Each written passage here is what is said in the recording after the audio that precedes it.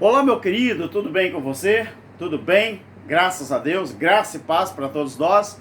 Louvado seja o nome do nosso Criador. Meu querido, continue se inscrevendo, continue deixando seus likes, continue compartilhando, continue deixando o seu like aí, sabe por quê? Para o YouTube também compartilhar com outras pessoas. Você deixando o seu like, seu joinha. Também deixe os seus comentários e faça uma coisa muito importante também. Compartilhe esse vídeo com mais pessoas. Meus queridos, esse vídeo hoje talvez seja uma das coisas mais importantes que eu esteja falando durante toda a minha trajetória aqui no YouTube.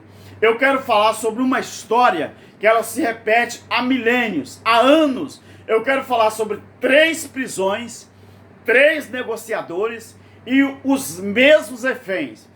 Gênesis capítulo 12, verso 10, fala assim: havia fome naquela terra e desceu Abraão ao Egito para peregrinar ali, porque a fome era grande naquela terra.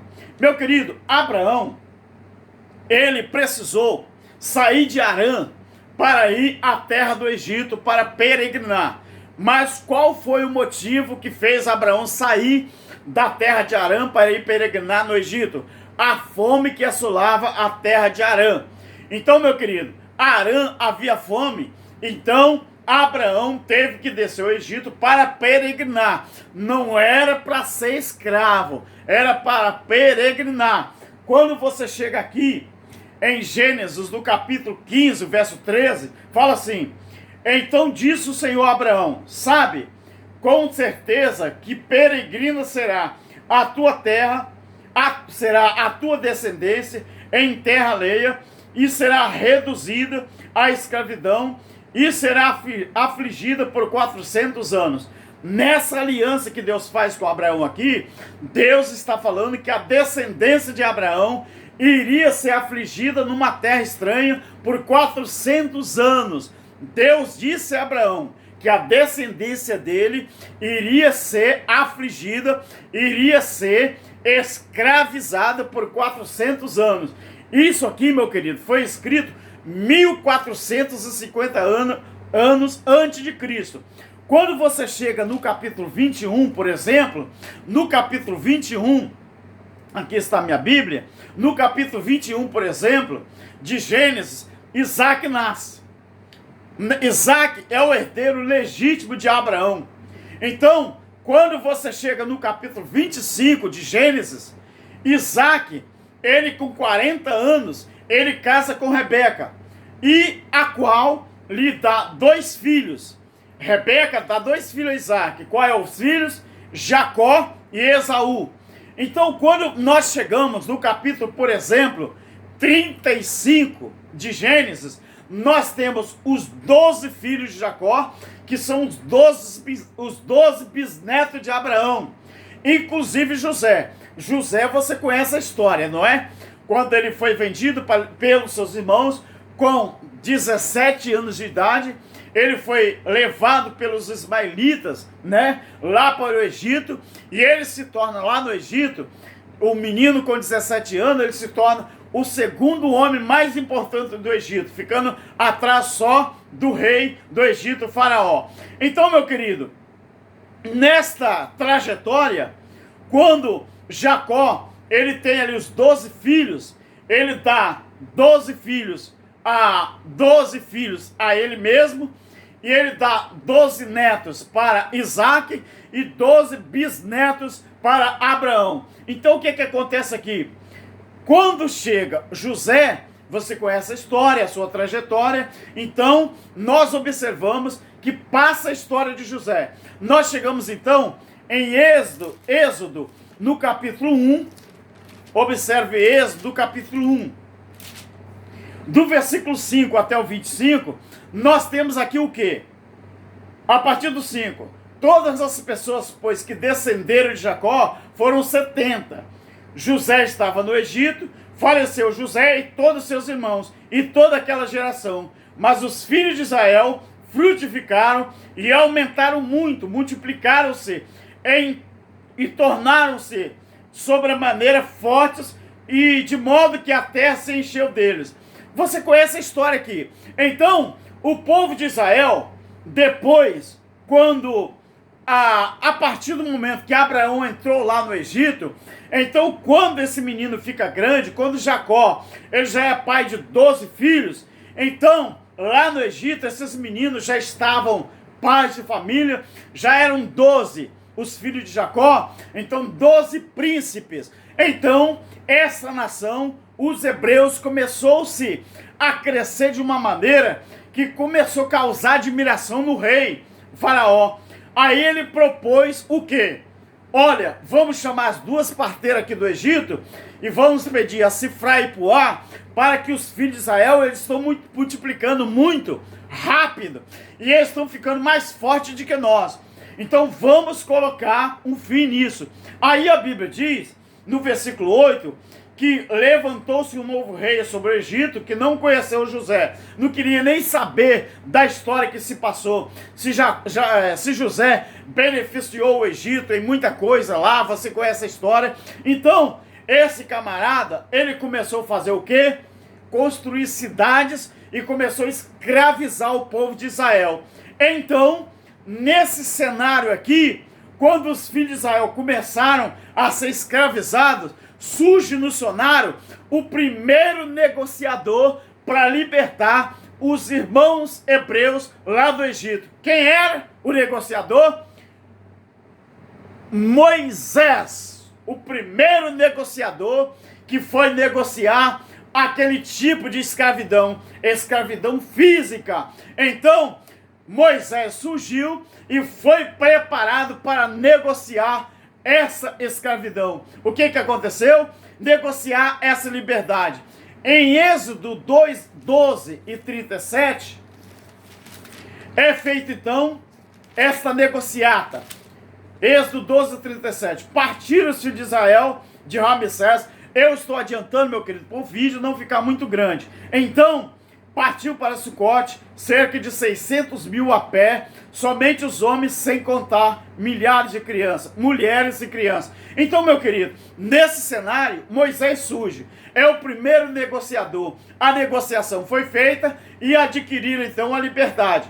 Mas, 3 dias depois de Deus abrir o Mar Vermelho, depois que Moisés conseguiu essa negociata através de Deus, 3 dias depois que Deus abriu o Mar Vermelho, lá em Êxodo 15, a partir do verso 22, o povo hebreu começou a reclamar de novo.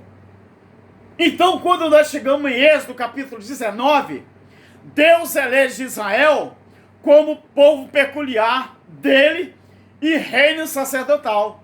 Então, o que acontece? Quando nós chegamos no capítulo 18 de Êxodo, Moisés é aconselhado pelo sogro dele, Jetro, para instituir o sacerdócio em Israel. Mas Moisés não considerou muito não, mas ele colocou o plano em ação. Mas o sacerdócio real só começou a ser praticado mesmo no capítulo 29 de Êxodo, que Deus então manda estabelecer o sacerdócio e é feito então a consagração. E é a partir daí, meus queridos, que começa outra forma de escravidão, a escravidão espiritual. Então, na primeira escravidão, ela era física, o povo não aguentava mais. Olha em Êxodo, no capítulo 2, o versículo 23 e o verso 25, no capítulo 2 de Êxodo, 23 e 25, fala assim: depois de muitos dias morreu o rei do Egito, os filhos de Israel gemiam sobre a servidão e por causa dela clamaram e o seu clamor chegou a Deus. Deus ouviu o gemido do povo e se lembrou da aliança que tinha feito com Abraão, com Isaac e com Jacó. E Deus atentou para os filhos de Israel e Deus os conheceu e livrou através de Moisés, o primeiro negociador da história, a tirar o povo de Israel do Egito. Então, só que quando o sacerdócio é constituído, então começa aqui uma outra forma de escravidão, a escravidão espiritual. A primeira ela era física. Então, quando você observa Números capítulo 11, além do sacerdócio, Deus institui no capítulo 11 de Números, o quê? O sinédrio, que esse sinédrio, ele se une com o sacerdócio, para quê? Para começar a escravizar o povo outra vez. O sinédrio e o sacerdócio se unem, dois poderes. Um é político, o religioso lá, o sacerdócio sinédrio, e o outro é religioso. Um é político e o sinédrio é político. O outro é religioso, o sacerdócio, né, que cuidava do tabernáculo. Então os dois poderes se reuniram e começaram a escravizar o povo outra vez. Então o que é que aconteceu aqui? Agora, quem é o negociador? Tem que surgir um outro negociador. E quem surge? Jesus Cristo é o novo negociador para acabar com essa história, acabar com a farra dos bois. Então o que é que acontece? Mateus, no capítulo 4, versículo 12 até o 17. Mateus 4, 12 ao 17. O que está escrito aqui? 12 ao 17. Quando Jesus enviou João, quando Jesus ouviu que João estava preso, voltou para Galiléia, deixando Nazaré, foi morar em Cafarnaum, cidade situada à beira do mar, na região de Zebulon e Naftali, para que se cumprisse o que foi dito pelo profeta Isaías: terra de Zebulon, terra de Naftali, caminho do mar, além do Jordão, Galiléia dos gentios. E o povo que estava em trevas viu grande luz, e aos que estavam na região de sombra e da morte, raiou-lhe a luz. Desde então começou Jesus a pregar: arrependei-vos, porque está próximo o reino do céu. Meu querido, mas agora então, quem é o negociador? É Jesus Cristo. Que trevas era essa e que região de sombra de morte era essa que o povo estava? Era uma prisão moral, uma prisão psicológica imposta pelos sacerdotes e os líderes religiosos. Já que o preço dessa libertação requeria preço de sangue, então Deus resolve pagar essa dívida. Lembra de Romanos 6 e 23? Porque o salário do pecado é a morte, mas o dom gratuito é o quê? Mas o dom gratuito de Deus é a vida eterna. Já que requeria preço de sangue, Deus, ele pegou essa dívida para ele. Eu vou pagar essa dívida e vou libertar o povo dessa prisão que eles se encontram de novo. A primeira prisão era física, a segunda prisão, ela é moral, ela é psicológica, ela é aqui, ó. Então o que é que aconteceu? Jesus, ele lá em Hebreus 9, 22 ao 26, Hebreus 9, 22 ao 26. Vamos ler o que diz? Hebreus 9, 22 e 26. Quase todas as coisas, segundo a lei, se purificam com sangue, e sem derramamento de sangue não há remissão. Era necessário, portanto, que as figuras das coisas que estão no céu se purificassem com tais sacrifícios, mas as próprias coisas celestiais com sacrifícios superiores a este, pois Cristo não entrou em santuário feito por mãos, que é figura do verdadeiro, porém, no mesmo céu, para comparecer agora por nós perante a face de Deus. Nem tampouco entrou para oferecer a si mesmo, muitas vezes, como o sumo sacerdote fazia. Ele entrava de ano em ano no Santo dos Santos. Agora, ele entra desta forma, que era necessário padecer muitas vezes desde a fundação do mundo. Mas agora, na consumação do século, uma vez por todas, se manifestou para aniquilar o pecado pelo sacrifício de si mesmo. Então, meu querido, qual era a consequência para que alguém pudesse resgatar de novo esse pessoal das injúrias da lei? Agora era com preço de sangue. Então Deus compra a dívida porque o salário do pecado é a morte. Então, já que alguma coisa tinha que morrer, na lei morria animais. Agora, já que requer um novo sacrifício, vai ser mais perfeito que o que é anterior. E essa transgressão, essa escravidão, ela requer preço de sangue. Alguém tinha que morrer. Então Jesus morre para resgatar. E eu te pergunto, já que o preço dessa liberdade requeria preço de sangue, então Deus resolve pagar. E ele conseguiu, mas o sistema ressuscitou de novo.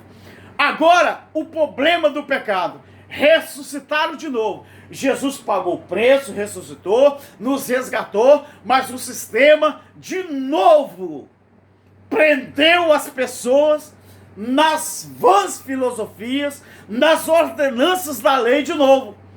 Qual era agora o resultado? Então tinha que haver. Por quê? Moisés libertando não teve jeito. Jesus libertando não teve jeito. Para muitos, é claro. Para quem dá valor à graça, teve jeito. Então o que aconteceu? Qual era o problema do pecado? O pecado, a Bíblia diz por 1 João 3, 4, 5, que o pecado era a transgressão da lei. Aqui em Hebreus 9, 22, sem derramamento de sangue não havia remissão. Então Deus compra a briga e ele vai remir o povo através do sangue do Filho dele derramado na cruz. Então, meu querido, a transgressão, ela teve o nome de pecado. Ela teve o nome de pecado. Aqui está, ó, o Código Penal brasileiro. Tá vendo aqui? Código Penal. Através do Código Penal, você sabe que os crimes, eles são conhecidos por códigos. Eles têm nome no Código Penal. Por exemplo, o artigo 139 ou 139 é conhecido por difamação. Então, essa transgressão, ela é conhecida pelo número dela. Então, no artigo 140 ou 140, aqui esse crime é chamado de injúria. Mas no artigo do Código Penal é o 140. Por exemplo, aqui eu tenho mais. Se você olhar lá, digitar artigo 159, qual é o crime? Extorsão mediante sequestro. Quando você vai aqui, por exemplo, no artigo 171, é estelionato. Mas quando você digita 171 no Código Penal, é estelionato. Então a transgressão da lei, ela recebeu um nome de pecado. Então pecado era a transgressão da lei. E se alguém quisesse dar fim àquela transgressão, tinha que pagar com preço de sangue, porque o salário do pecado era a morte. Mas o dom gratuito de Deus era a vida eterna. E como que Jesus conseguiu vida eterna para mim e para você?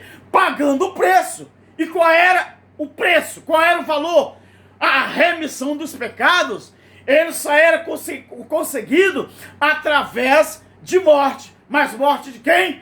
Cordeiro de Deus, que tira o pecado do mundo. Então, meu querido, se você pegar, quando Jesus volta à eternidade, o que aconteceu então? Os discípulos da circuncisão não entenderam nada sobre a graça. Você vai ver isso em Atos dos Apóstolos, no capítulo 15. Olha o que diz Atos dos Apóstolos, capítulo 15. Jesus morre, volta à eternidade e deixa a responsabilidade das costas dos discípulos, de falar sobre a graça. Mas os discípulos não entenderam nada. O capítulo 15 de Atos dos Apóstolos, o versículo 23 ao 29. Olha o que fala aqui. Talvez eu vou citar só o versículo 1. Olha, alguns, capítulo 15 de Atos, que tinham descido da Judéia, ensinaram os irmãos assim: se vocês não circuncidados conforme o rito de Moisés, vocês não podem ser salvos. Mas você pode ler todo o capítulo 15 e 16 de Atos, e você vai entender que quando Jesus volta para a eternidade, o problema do pecado, da transgressão, não foi resolvido. Por quê? Porque os discípulos não entenderam sobre a graça de Deus. Jesus, quando veio Moisés, libertou o povo do Egito, mas a escravidão continuou. Através dos sacerdotes, os líderes religiosos e os líderes políticos, o Sinédrio. Jesus veio para libertar, mas não resolveu muita coisa. Por quê? O libertador aconteceu, ele fez o trabalho dele, mas o sistema religioso levantou a questão de novo e prendeu as pessoas outra vez. O que aconteceu então? Quando Jesus volta para a eternidade, sempre os mesmos reféns, sempre os hebreus. Você já parou para pensar isso? Então o que acontece, meu querido? A prisão continuou. Então fazer o quê? Então Jesus vem em busca de Paulo. Vem em busca de Paulo para quê? Atos capítulo 9.